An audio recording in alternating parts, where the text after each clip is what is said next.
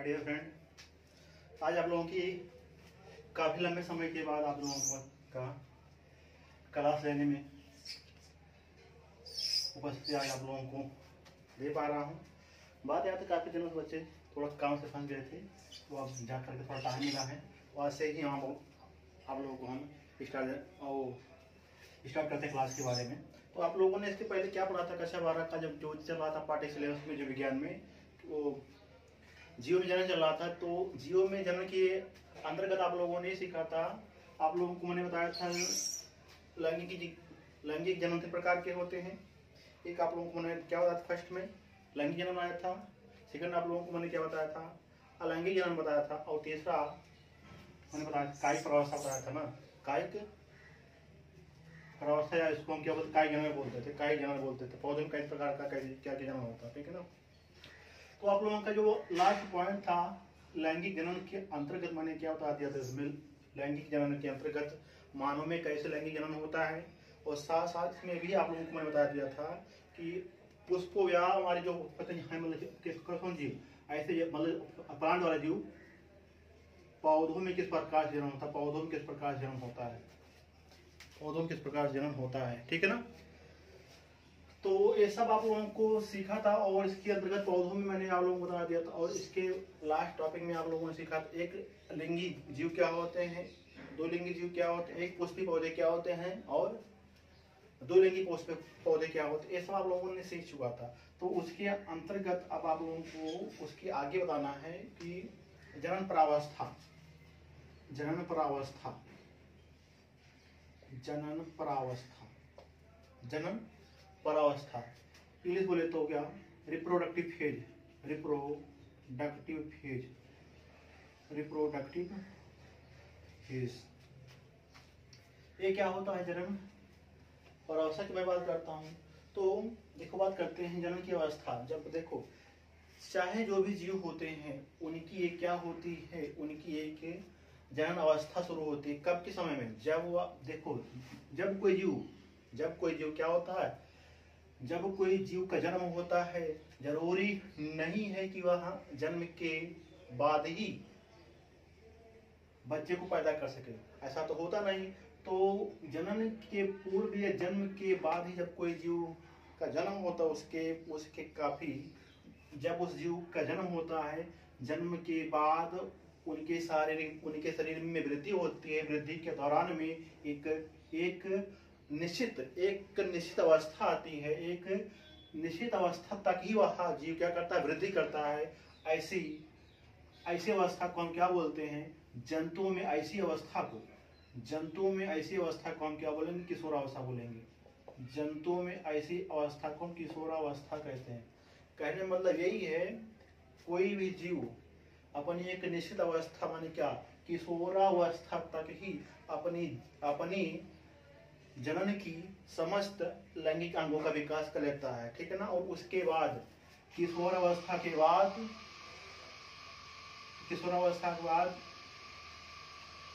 युवावस्था में वह बच्चे को पैदा करने में क्या होता है? परिपक्व हो जाता है। बच्चे को पैदा करने में या संतान को उत्पन्न करने में क्या होता है? परिपक्व हो जाता है। तो हम क्या बोले कि जंतुओं में इस अवस्था को हम क्या बोलेंगे? जंतुओं में इस अवस्था को हम क्या बोलते हैं? किशोरावस्था बोलते हैं। लेकिन अगर हम बात करते हैं पौधों में, क्या बोलते हैं? पौधों में इस अवस्था को क्या बोलते हैं? तो हमारे देखो, पेड़ पौधे जो भी होते हैं, एक छोटा सा पेड़ होता है, जरूरी नहीं वह जब से छोटा पेड़ होता है, छोटा पेड़ होने के बाद में तुरंत वह होने के बाद में वह फल बीज का निर्माण करे, नहीं करना। तो उसकी भी एक अवस्था होती है। चाहे समस्त जो पौधे होते हैं, पौधों की विकास की एक निश्चित अवस्था होती है।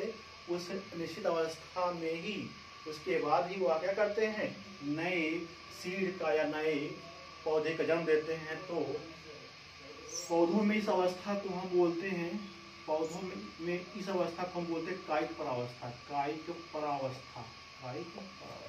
बात समझ में आया आप लोगों को कि जंतुओं में एक निश्चित समय के बाद, चाहे जो भी जीव होता है, जरूरी नहीं वह जन्म से ही शुरू होने पर वह उनमें लैंगिक अंगों का विकास हो सकेगा और क्या करते संतान पद को क्या करते उत्पन्न करते। ऐसा तो होता नहीं। तो जंतुओं में एक काफी लंबे समय के बाद में क्या होती निश्चित वृद्धि होती है, निश्चित वृद्धि होती है। ऐसे अवस्था को हम क्या बोलते हैं, किशोरावस्था बोलते हैं। और इसके बाद किशोरावस्था के बाद में जब उनकी लैंगिक अंग पूर्ण रूप से परिपक्व हो जाते हैं तो वह संतान उत्पन्न करने में क्या होते हैं, सक्षम हो जाते हैं। उसी प्रकार हम बात करते हैं पौधों में भी क्या होता है, एक निश्चित अवस्था होती है, उसको क्या बोलते हैं, कायिक परावस्था बोलते हैं। और कायिक परावस्था के पश्चात ही वह पौधे सीड का फॉर्मेशन करते हैं और क्या करते हैं, और नए प्लांट को क्या करते हैं, नए प्लांट को विकसित करते हैं। ठीक है ना। तो ऐसा आप लोगों को यहाँ पर सीखना पड़ेगा। ठीक।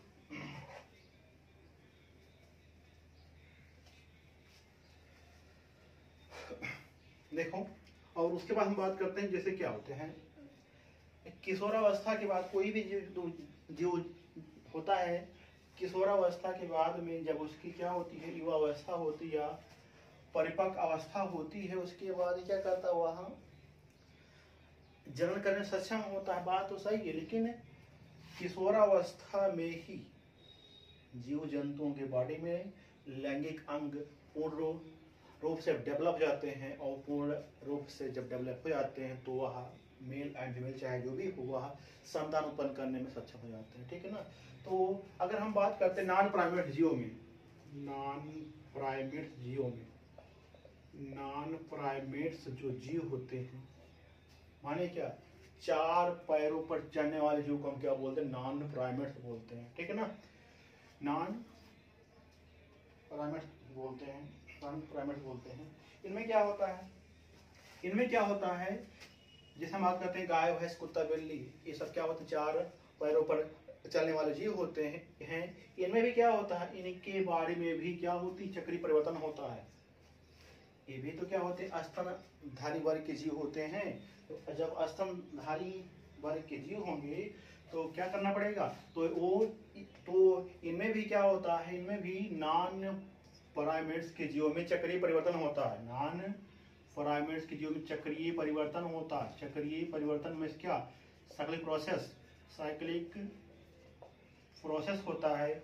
ऐसे चक्रीय परिवर्तन को ऐसे जीवों में हम क्या बोलते हैं, मध चक्र बोलते हैं। क्या बोलते हैं, मध चक्र बोलते हैं। मध चक्र बोलते हैं। ओस्टियस प्रोसेस बोलते हैं। ओस्टियस प्रोसेस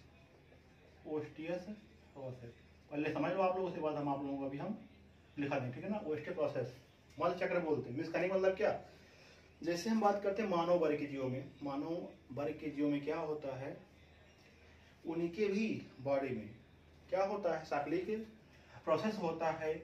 उनमें ऐसे चक्र को हम क्या बोलते हैं, मासिक चक्र बोलते हैं, या क्या बोलते हैं, ऋतुस्राव बोलते हैं। तो उसी प्रकार जो चार पैर वाले जीव होते हैं, नॉन प्राइमेट्स जो जीव होते हैं, उन्हें भी उनकी बॉडी में शारीरिक बदलाव, यानी जब क्या होता है, जनन अवस्था होती है, उनकी बॉडी में ऐसे चक्र जो होता है उसको हम क्या बोलते हैं, मध चक्र बोलते हैं। मध चक्र बोलते हैं। जैसे क्या बात करते हैं, जैसे गाय, भैंस, कुत्ता, बिल्ली, ये सब ऐसे जंतु होते हैं।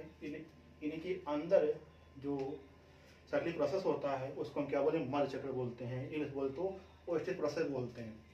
और हाँ, अंतरेयी है, खास अंतरेयी है, इन सब के जीवों के अंदर, इन सब के जंतुओं की बॉडी में रक्त का स्राव नहीं होता।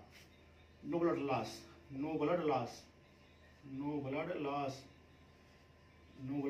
लॉस।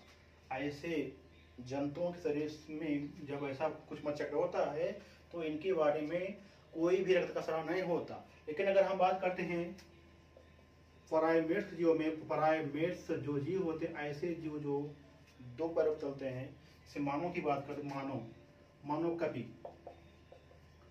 कभी भी हमारा होता है चार पैरों पर चलता है, लेकिन इनको हम इसके अंतर्गत रखते हैं। ठीक है ना। तो जैसे हम लोगों का कवि कैसे माध्यम से हुआ है, हम लोगों का विकास कवि के माध्यम से हुआ है। कवि माने होता बंदरों के माध्यम से ही मानव का विकास हुआ। तो इनको हम कवि को इसके अंदर रखा गया, प्राइमेट के अंतर्गत, ठीक है, रखा गया। तो मानव और कभी के में भी जो क्या होता है, जब क्या होता जनन अवस्था शुरू होती है तो जनन अवस्था में भी इनमें क्या होता है, चक्रीय परिवर्तन होता है। तो मानव और कभी के अंदर जो चक्रीय परिवर्तन होता है उस अवस्था को हम क्या बोलेंगे, उस अवस्था को हम बोलते हैं ऋतुस्राव। ऋतुस्राव या मासिक स्राव या मासिक चक्र बोलते हैं, ऋतुस्राव या मासिक चक्र बोलते हैं, मासिक चक्र बोलते हैं, ऋतुस्राव या मासिक चक्र बोलते हैं, या इनको हम बोलते हैं मासिक चक्र बोलते हैं, या इसी को हम क्या बोलते हैं, मेंस्ट्रुअल साइकिल बोलते हैं, menstrual cycle, menstrual cycle, menstrual cycle, short form बोलते हैं MOC, मेंस्ट्रुअल साइकिल बोलते हैं, मेंस्ट्रुअल साइकिल बोलते हैं। लेकिन जो होते हैं कौन से जीव होते हैं, जो भैया प्राइमेट्स के जीव होते हैं, इनकी बॉडी में जब ऐसा सिस्टम होता है, ऐसा ऋतुस्राव देखने को मिलता है, तो इनकी बॉडी से क्या होता है, इनकी बॉडी से रक्तस्राव होता है, रक्तस्राव होता है, रक्तस्राव होता है, ब्लड लॉस होता है, रक्तस्राव होता है, ठीक है ना। आगे हम बताएंगे रक्तस्राव क्यों होता है, ठीक है ना। तो मध चक्र के बॉडी में कोई भी रक्तस्राव नहीं होता, मध चक्र की जैसे गाय भैंस कुत्ता बिल्ली में कोई भी रक्तस्राव नहीं होता। और एक खास और अंदर देख लीजिए, ऐसे जंतुओं में मध चक्र की जो अवधि होती है वो 21 दिन होती है, क्या होती है, 21 दिन की होती है। लेकिन जो हमारे प्राइमेट्स के जो जीव होते हैं, जैसे मानव का जो होते हैं, ऐसे जंतुओं में मासिक धर्म की अवधि जो होती है, मासिक धर्म की जो अवधि होती है वो क्या होती है, 26 से 28 दिनों की मासिक अवधि होती है, 26 से लेकर के 28 दिनों की अवधि होती है। फिर से ही हर मंथ में ही ऐसा कुछ प्रोसेस देखने को मिलता है, ठीक है ना। तो बात ये होती है। और देखो जो ऐसे प्राइमेट्स जो जीव होते हैं, इनके बॉडी में रक्तस्राव क्यों होता है, मासिक धर्म के दौरान में रक्तस्राव क्यों होता है, तो मैं आप लोगों को समझा दूं। जो मानव वर्ग के जीव होते हैं, या जो हमारे प्राइमेट्स होते हैं, कभी मानव हो गया, उनके फीमेल की बॉडी के अंदर, फीमेल मादा भाग के अंदर जो कौन से गर्भाशय भाग होता है, जो गर्भाशय भाग, मैं आपको बता दूं, गर्भाशय भाग के 3 लेयर होते हैं। एक को हम बोलेंगे मायोमेट्रियम बोलते हैं, मायोमेट्रियम होता है, पेरीमेट्रियम होता है, पेरीमेट्रियम, और एक होता है एंडोमेट्रियम। दिखा दो हम लोगों की फिगर।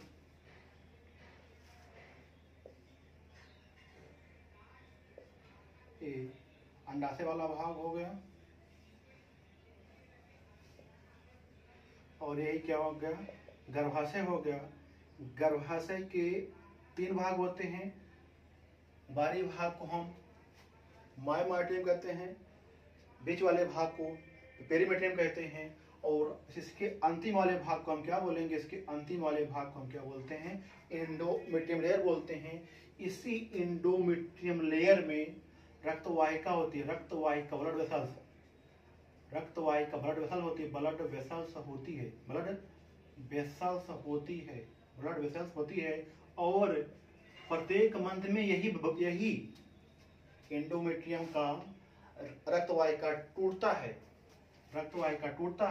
और टूट करके रक्त स्राव करता है, रक्त का स्राव करता है, टूट करके क्या करता है, रक्त का स्राव करता है, ठीक है ना, रक्त का स्राव करता है। और इनके अंदर रक्त का स्राव क्यों होता है, जब मेल फीमेल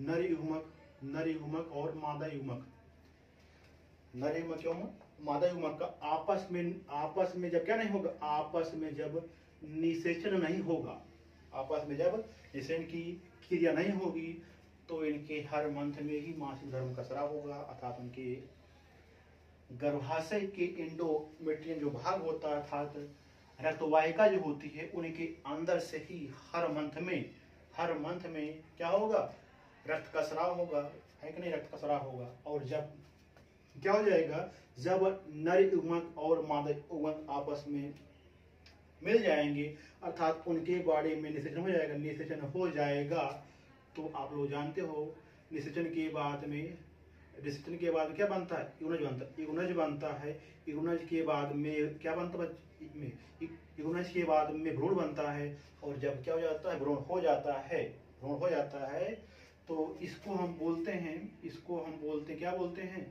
इसको हम बोलते हैं गर्भावधि, गर्भावधि बोलते हैं, गर्भावधि।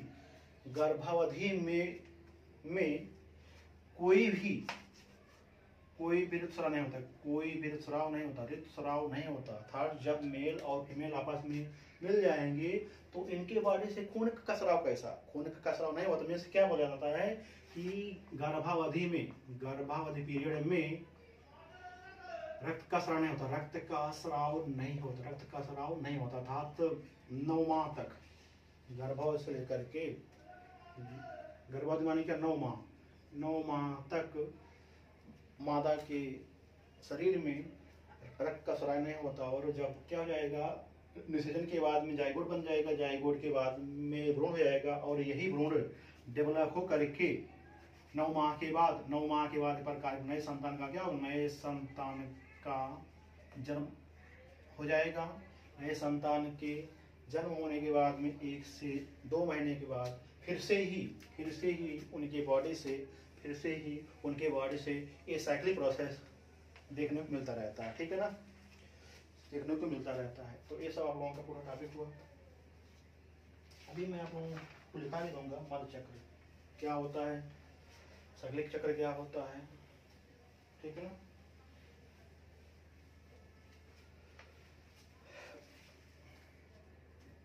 इसी में आप लोगों का आता है एक मौसमी पर्जक क्या होते हैं, मौसमी पर्जक, मौसमी पर्जक, मौसमी प्रजनक, seasonal, seasonal breeder, seasonal breeder, seasonal breeder, ये क्या होते हैं,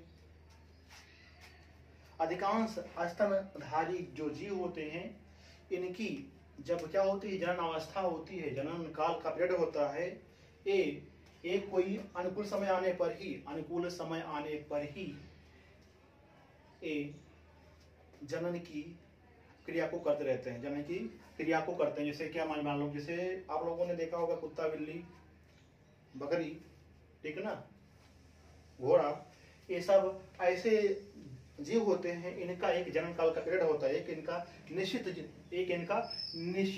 जनन काल का पीरियड होता है, अर्थात ये ऐसे जंतु होते हैं, इनको जब क्या, इनको एक अनुकूल समय आने पर ही, अनुकूल समय आने पर ही जनन की क्रिया को करते हैं, ठीक है ना। तो ऐसे जीव को हम क्या बोलते हैं, मौसमी पर्जक जीव बोलते हैं, ठीक है ना। और एक होता सतत प्रजनक, सतत प्रजनक माने क्या, कॉन्टिन्यूअस ब्रीडर, कॉन्टिन्यूअस ब्रीडर माने क्या, ऐसे स्तनधारी जो जनन काल के किसी भी समय, जनन काल के किसी भी समय जनन की प्रक्रिया को, जनन की, बच्चे तो आप लोगों को हमने जहाँ तक पढ़ा है उसके बारे में फिर से आप लोगों को मैं एक नोट्स लिखवा दूँ पूरा से, ऐसा आप लोग लिखो, ठीक है ना। तो डाल देंगे आप लोग जनन परावस्था, जो मैंने अभी आप लोग समझाया उसको आप लोग लिख लो, ठीक है ना। जनन परावस्था, जनन परावस्था, जनन परावस्था, जनन परावस्था, बोलते हैं reproductive phase, reproductive phase, reproductive phase, जनन परावस्था, रिप्रोडक्टिव फेज। देखो आप लोग इसमें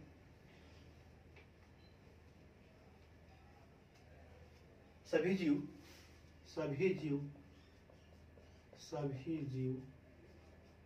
लैंगिक जीवन प्रारंभ करने से पहले, सभी जीव लैंगिक जीवन प्रारंभ करने से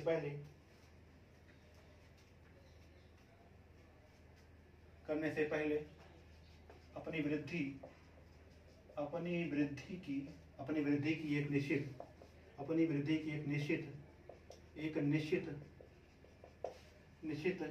अवधि को पूरा करते हैं, एक निश्चित अवधि को पूरा करते हैं। तो एक निश्चित अवधि को पूरा करते हैं, इस निश्चित अवस्था को या इस निश्चित अवधि को या निश्चित अवस्था को जनन प्रावस्था कहते हैं।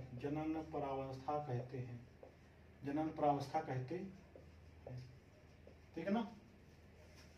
जंतुओं में इस परावस्था को मैंने आप लोगों को बताया था, जंतुओं में इस परावस्था को क्या कहते हैं? जंतुओं में से परावस्था को बताओ। जंतुओं में से परावस्था को किशोरावस्था कहते हैं, जबकि पौधों में इस परावस्था को क्या कहते हैं? पौधों में इस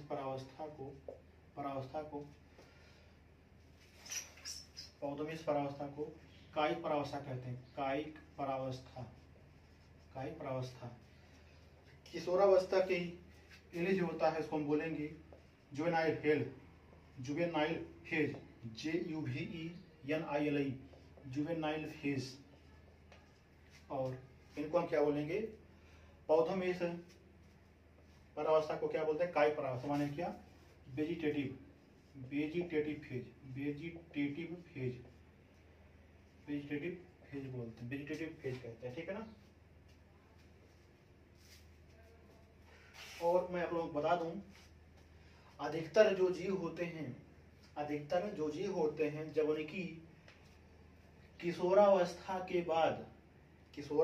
के बाद और जनन काल के पूर्व में उनके अंदर शारीरिक बदलाव देखने को मिलता है।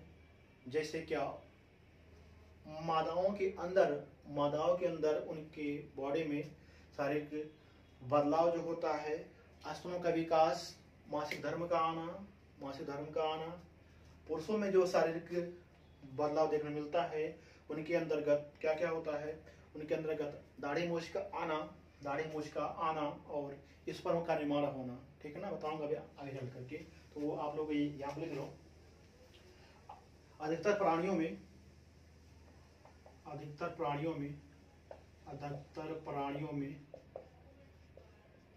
किशोरावस्था के पश्चात या किशोरावस्था की समाप्ति के बाद, एवं जनन अवस्था के पूर्व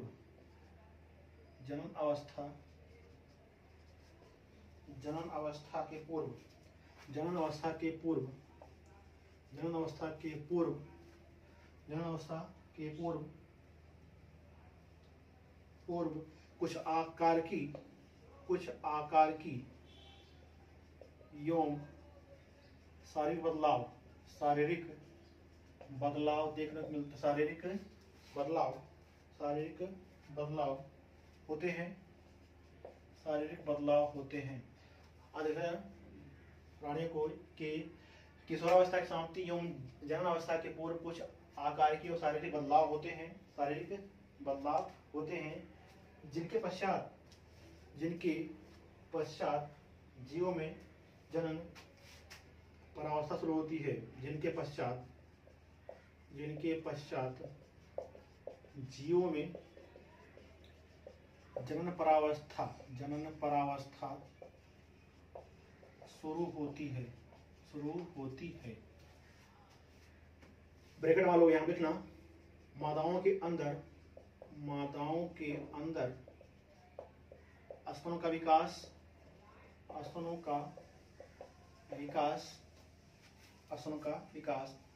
मासिक धर्म का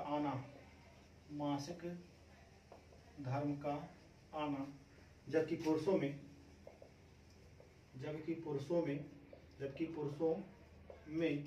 दाढ़ी मूछ का आना एवं शुक्राणु का बनना शुक्राणु का बनना, शुक्राणु का बनना, शुक्राणु का बनना आदि परिवर्तन होते हैं, आदि परिवर्तन होते हैं, आदि परिवर्तन होते हैं।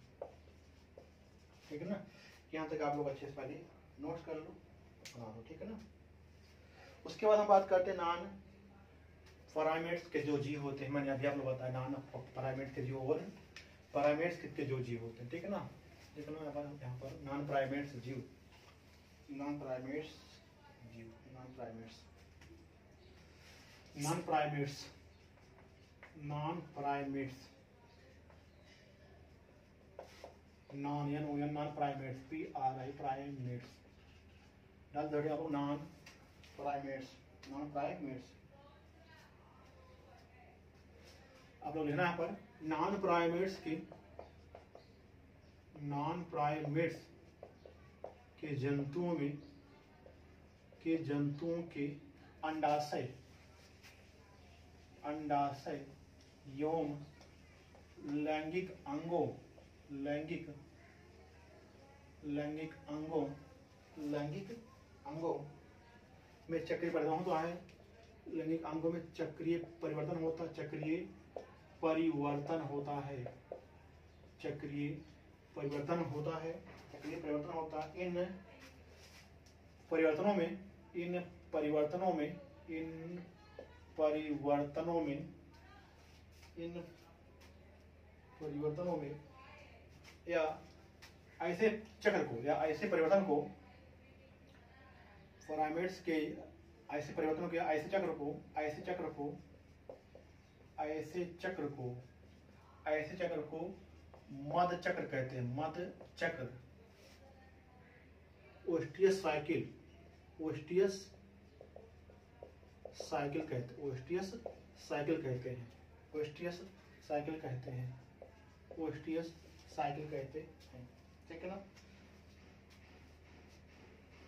ओस्टियस साइकिल कहते हैं। और इसमें लिखना मध चक्र की अवधि, मध चक्र की अवधि, मध चक्र की अवधि 21 दिनों की होती है, 21 दिनों की होती है या 21 दिनों तक होती है, तक होती है। ऐसे जीवों में लिखना, ऐसे जीवों में, ऐसे जीवों में, ऐसे जीवों में रक्त का स्राव नहीं होता, रक्त का स्राव नहीं होता, रक्त का स्राव नहीं होता, रक्त का स्राव नहीं होता, रक्त का स्राव नहीं होता। अर्थात इनके अंदर जो चक्र ऐसे होते हैं 21 दिनों की, उनके बारे में कोई क्या नहीं होता, कोई रक्त का स्राव नहीं होता। और खास करके आप लिखना, आप लोग एग्जाम्पल, एग्जाम्पल जो है लिखना आप लोग, गाय भैंस, गाय भैंस, कुत्ता बिल्ली, कुत्ता बिल्ली, बकरी, कुत्ता बिल्ली भेड़ बकरी, भेड़ बकरी, घोड़ा आदि, घोड़ा आदि। ऐसे जो जीव होते हैं इनके बारे में 21 दिनों की अवधि होती है, 21 दिनों की अवधि दौरान में इनके बारे में कोई रक्त का स्राव नहीं होता। ठीक है ना। और अब लिखना दूसरा पॉइंट लिखना, प्राइमेट्स जीव, प्राइमेट्स, प्राइमेट्स, प्राइमेट्स जीव, प्राइमेट्स जीव लिखना आप लोग।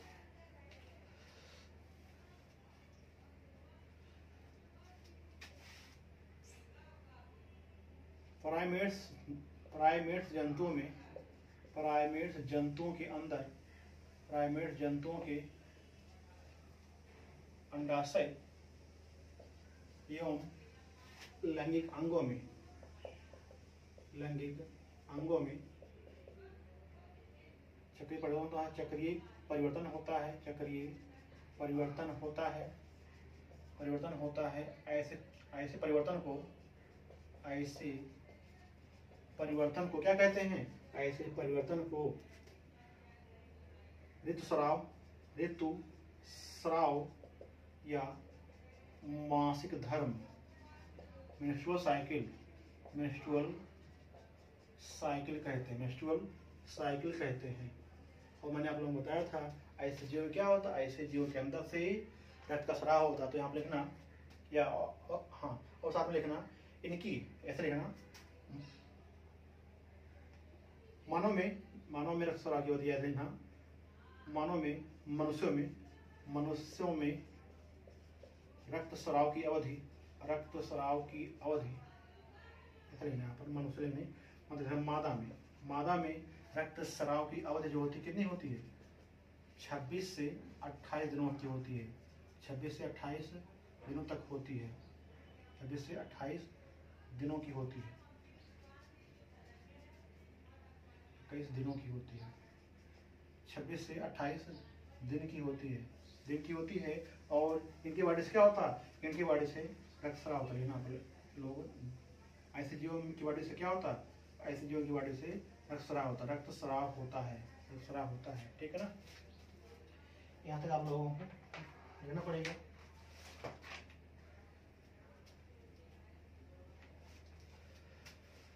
आप लोगों ने पूरा लिख लिया होगा साथ में। अब उसके बाद मैंने आप लोगों को बताया था अभी मौसमी पर्यटक जीव हो क्या होते हैं और सतत पर्यटक जीव क्या होते हैं। तो आप लोग यहाँ पर लिख लेना है साफ हेड बना करके, मौसमी पर्यटक जीव, मौसमी पर्यटक जीव, सीजनल ब्रीडर्स,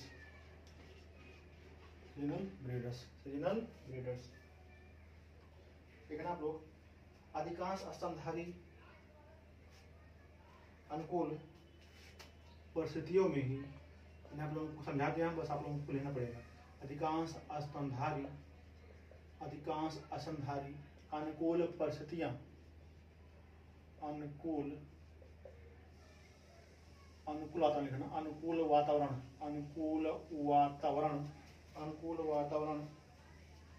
में ही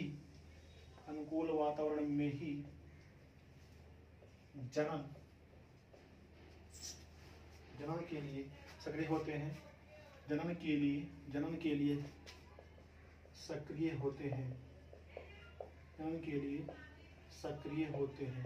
लिए सक्रिय होते हैं। ऐसे जंतुओं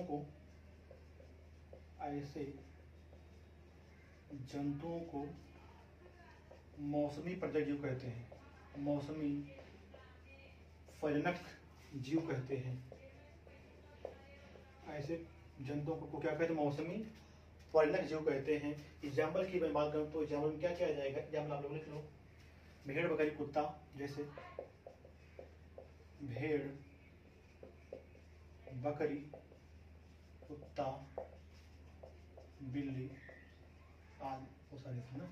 यानी कि एक निश्चित अवधि होती है क्या करने के लिए, जनन की क्रिया को करने के लिए कोई मौसम होता है, मतलब उसी मौसम के हिसाब से कोई एक निश्चित अवधि होती है, उसी में क्या करते हैं, अपनी जनन की प्रक्रिया को करते हैं।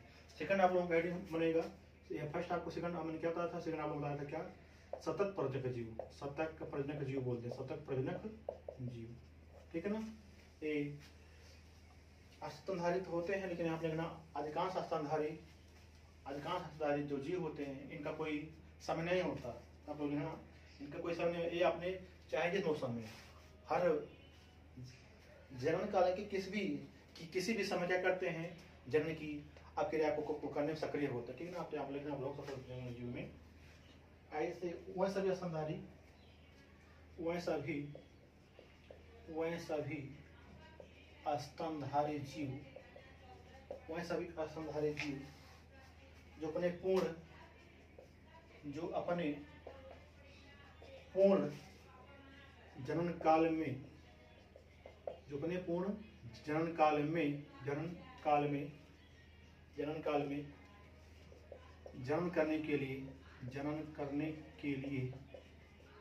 जनन करने के लिए सक्षम होते हैं